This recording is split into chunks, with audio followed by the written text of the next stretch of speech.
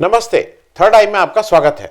आज केरल सरकार ने, जो उसकी कैबिनेट है, उसने सर्वसम्मति से ये पारित किया, केरल में एक ऑर्डिनेंस लाया जाए जिसके द्वारा गवर्नर को चांसलर के पद से हटा दिया जाए और उसकी जगह जो एक्सपर्ट हों उस किसी फील्ड के, उनको चांसलर बनाया जाए। अब चूंकि ऑर्डिनेंस जो है वो गवर्नर को लाना होगा, मतलब टेक्निकली तो गवर्नर ही के सिग्नेचर से होगा, तो कैबिनेट ने ये डिसीजन ऑलरेडी कर दिया है।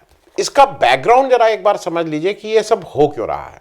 हो ये रहा है कि भारत में कुल 1056 यूनिवर्सिटीज़ हैं, 1056 यूनिवर्सिटीज़ हैं। और यूनिवर्सिटीज़ 3-4 तरह की होती हैं, जैसे एक सेंट्रल यूनिवर्सिटी है, स्टेट यूनिवर्सिटी है, डीम्ड यूनिवर्सिटी है, प्राइवेट यूनिवर्सिटी है। 4 कैटेगरीज की यूनिवर्सिटीज़ हैं। सेंट्रल यूनिवर्सिटीज़ जो हैं they are established by an act of parliament, और ये डिपार्टमेंट ऑफ हायर एजुकेशन जो मिनिस्ट्री ऑफ एजुकेशन सेंटर में होता है उसके तहत ये आती हैं। यूजीसी, यूनिवर्सिटी ग्रांट कमीशन के अनुसार इस समय एक्टिव सेंट्रल यूनिवर्सिटीज 54 हैं।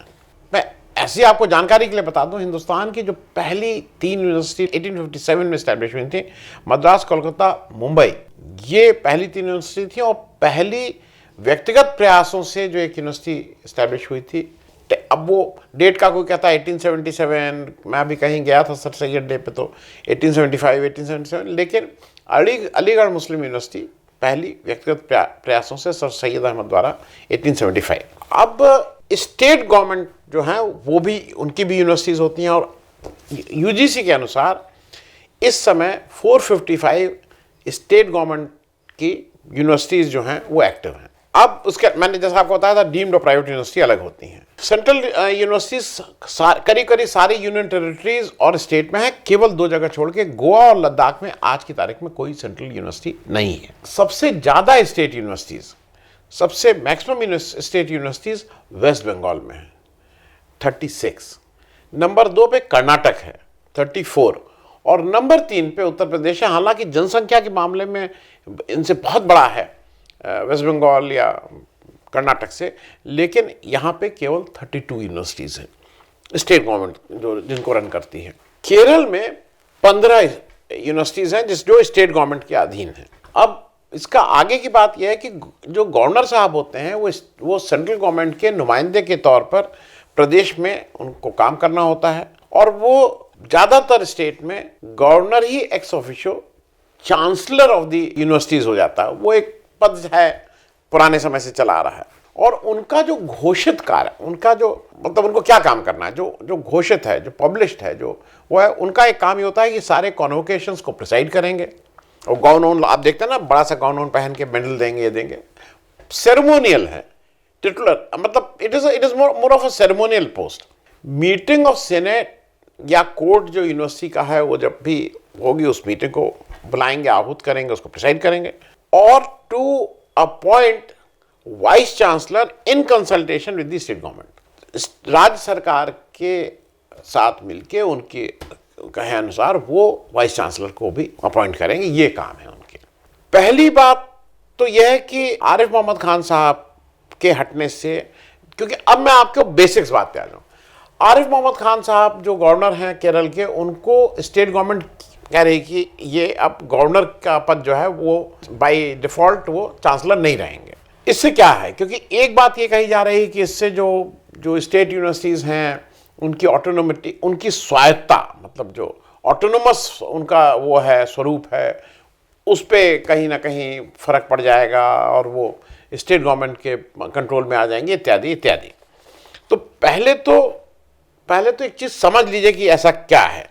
एक चीज़ बिल्कुल समझ लेनी चाहिए, कोई भी स्टेट यूनिवर्सिटी ऑटोनोमस नहीं है, क्योंकि चाहे वो स्टेट गवर्नमेंट के अधीन हो या वो सेंट्रल गवर्नमेंट द्वारा भेजे गए गवर्नर साहब जो अपॉइंटेड हैं, जो नॉमिनेट करती है सेंट्रल गवर्नमेंट, उनके द्वारा अपॉइंटेड और नॉमिनेटेड और अपॉइंटेड गवर्नर साहब होते हैं, जो अपने पद की वजह से चांसलर ऑफ द वो होते हैं, या तो वो यूनिवर्सिटीज़ उनके अधीन होती हैं। उसका जो स्ट्रक्चर है, तो अभी जो ये निर्णय आ रहा है, मान लीजिए केरल सरकार कह रही है कि नहीं भाई गवर्नर साहब चांसलर नहीं रहेंगे, तो इससे उनकी स्वायत्ता पे कोई फर्क नहीं पड़ेगा, उनकी ऑटोनोमस स्ट्रक्चर पे, स्टेटस पे कोई फर्क नहीं पड़ेगा।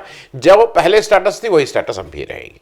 आरिफ मोहम्मद खान साहब ने ये क्यों, दिक्कत ये शुरू हुई कि आरिफ मोहम्मद खान साहब ने 10 या 11, क्योंकि कहीं 10 आ रहा है, मेरे हिसाब से 11 था, लेकिन अब 10 की फिगर आ रही है। 10 वाइस चांसलर से उन्होंने इस्तीफा मांगा है और उनको डेडलाइन दी है कि अगर इस तारीख तक आपने इस्तीफा नहीं दिया तो मैं फिर आवश्यक कार्रवाई की जाएगी। वो अलग बात है कि ये जो प्रक्रिया है इसको केरल के हाईकोर्ट ने अभी इस पे स्टे दे दिया है। तो अब मामला ये हो रहा है कि ये जो वीसीज हैं इनको हटाने की मुहिम चल रही है और वो अपनी तरफ से एक नई सर्च कमेटी बना के और किसको लाएंगे, कैसे लाएंगे, ये हो रहा है। दो चीज़ें आगे बढ़ने से पहले दो चीज़ें आपको ये भी समझना होगा कि दो महत्वपूर्ण रोल इस समय पिछले 15-20 साल में, अच्छा है बुरा है क्या है वो नहीं, और वो सब सरकारों में है। वाइस चांसलर के अपॉइंटमेंट में कहीं ना कहीं फेयर उस तरह से नहीं रह गया है। अगर आप लोगों से कहिए तो लोग खुलेआम कहते हैं कि वहाँ पे और भी कंसिडरेशंस चल रहे हैं, वो काइंड का कंसिडरेशन है कि वो किस चीज़ का, but there are consideration against which a vice chancellor is appointed. इस तरह का एक जनरल, आप कहीं चले जाइए, किसी से पूछ लीजिए, जो भी इस नो हाउ में वो उसको ये लगता है कि ये होता है। तो एक तो ये इंपॉर्टेंट है क्योंकि इसकी वजह से थोड़ी वीसी की पोजीशन कॉम्प्रोमाइज हो रही है। अब मैं दूसरी बात कर लूँ, इसमें से जिनसे वो इस्तीफा मांग रहा है, कुछ वीसी को आरिफ मोहम्मद खान साहब ने ही अपने हस्ताक्षर से उनका अपॉइंटमेंट लेटर साइन किया है और कुछ जो बाकी साइन हुए हैं वो भी केरल के गवर्नर द्वारा ही, हो सकता है इनसे पहले कोई गवर्नर है उन्होंने साइन किया हो, उससे अपॉइंटेड है।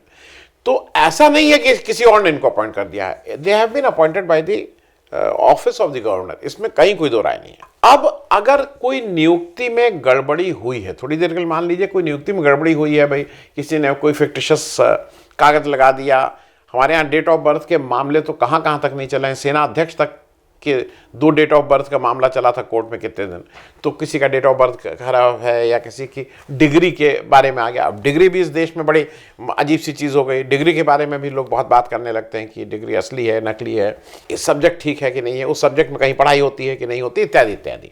तो अगर कोई इस तरह का मामला है, अगर कोई गड़बड़ कहीं पर भी है, तो इस मामले को कोर्ट में ले जाना चाहिए, बिकॉज कोर्ट डिसाइड करेगी कि ये क्या गलत हुआ क्या सही हुआ। जो लाट साहब हैं, लाट साहब मतलब गवर्नर साहब को लाट साहब कहा जाता है, लाट साहब न्यायाधीश नहीं है, ही इज नॉट अ जज, he has no right to pass a judgement on any of these things. ये फोरम जो है, हमारे संविधान ने व्यवस्था दे रखी है कि इस चीज को डिसाइड करने के लिए न्यायपालिका है और रोबस्ट न्यायपालिका है हमारे यहाँ, जो अगर मान लीजिए कहीं गलती हुई है तो आप न्यायपालिका जाइए, आप लिख के कि ये गलत हुआ ये हुआ, ये आप ये निर्णय नहीं।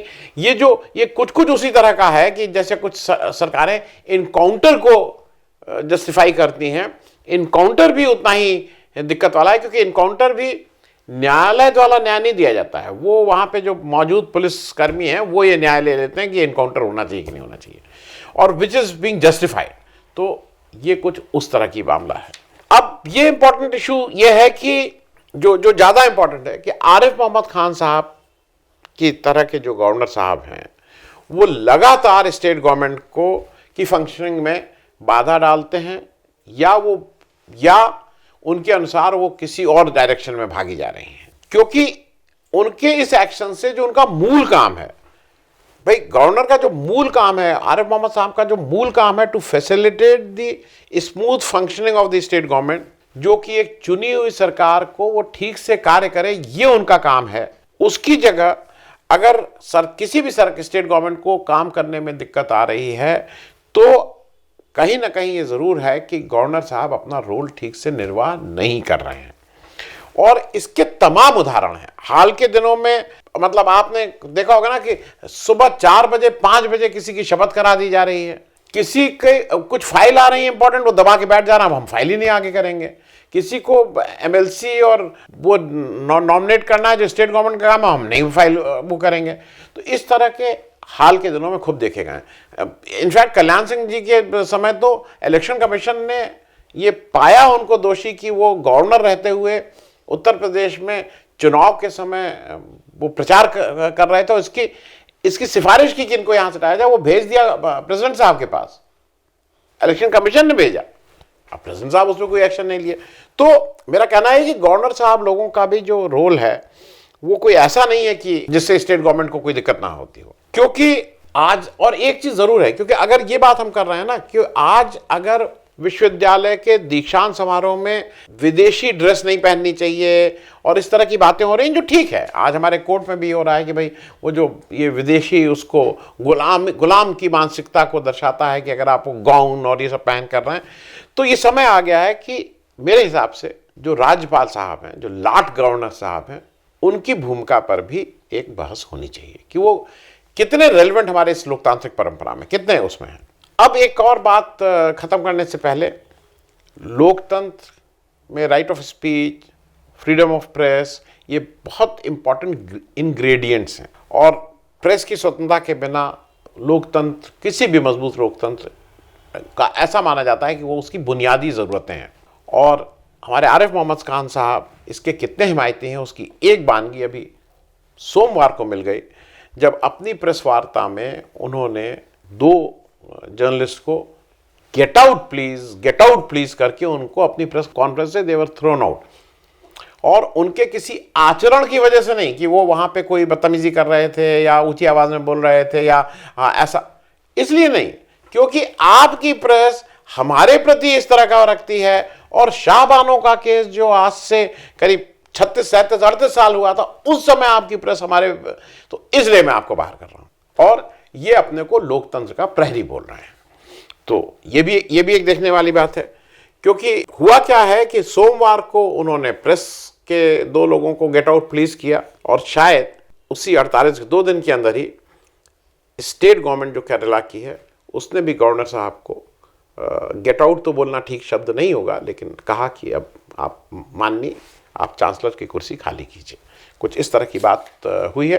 देखिए क्या होता है। खत्म होने से पहले मैं एक आध बहुत महान काम हुआ है, ये ऐसा महान काम है कि इसको याद रखना चाहिए, इससे आप लोगों को थोड़ा जोश आना चाहिए, आप लोगों को सीख लेनी चाहिए। पीएम के काफिले ने आज फिर से अपना रोक के एक एम्बुलेंस को रास्ता दिया। अब ये कुछ कॉमन हो गया है, मतलब अभी वो गुजरात में इलेक्शन, अच्छा जहां जहां इलेक्शन वाली स्टेट होती है वहीं पे कोई एम्बुलेंस आके घुसती, ये भी जरा देखने वाली बात है। इलेक्शन कमीशन को भी पूछना चाहिए। 30 अभी पिछले सितंबर के महीने में वो गुजरात गए थे। अच्छा, अब वो तो केवल चुनावी दौरे पे रहते हैं, तो उस समय वो कहीं जा रहे थे तो एक एम्बुलेंस उनके काफिले में आ गई और उन्होंने बिल्कुल किनारे रोक के और एम्बुलेंस को जाने दिया।